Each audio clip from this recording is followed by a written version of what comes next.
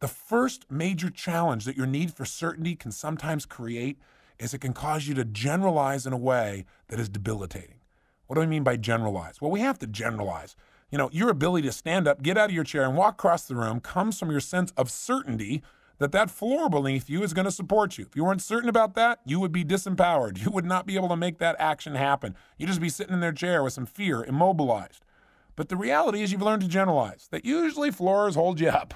Maybe this one, you don't ask, will this specific spot on the floor hold me up? If you did, you get caught up in the paralysis of analysis, right? You can overanalyze. You can get uncertain about everything and not be able to do a thing. The problem is sometimes we generalize out of our need for certainty, out of our desire to not think. What do I mean by that? Well, you and I live in a world that is so information dense. There's so much information coming at us at such an unbelievable tempo and pace that it's overwhelming. So what most of us have learned to do is become what we call cognitive misers. We've learned not to think very much about a lot of things, to just push those things out of our mind, to just accept that whatever people say to us about it or what experts say or how it just is. We've also learned to save ourselves time to just generalize. So sometimes if something gives us pain, we don't think it through with a great deal of intelligence. We don't evaluate it in detail. It takes too much energy. Somebody harasses us a lot. Well, that's because they're this nationality, or they're this color, or they're a man, or they're a woman, or they're that kind of boss.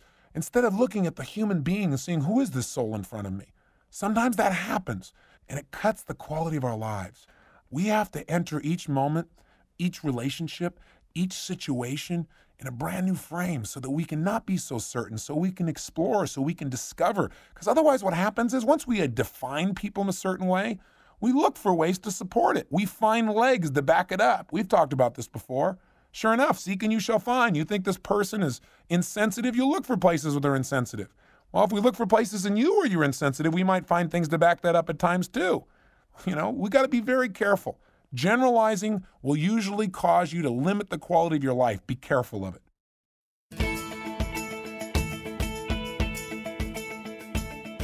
This session continues on the next CD.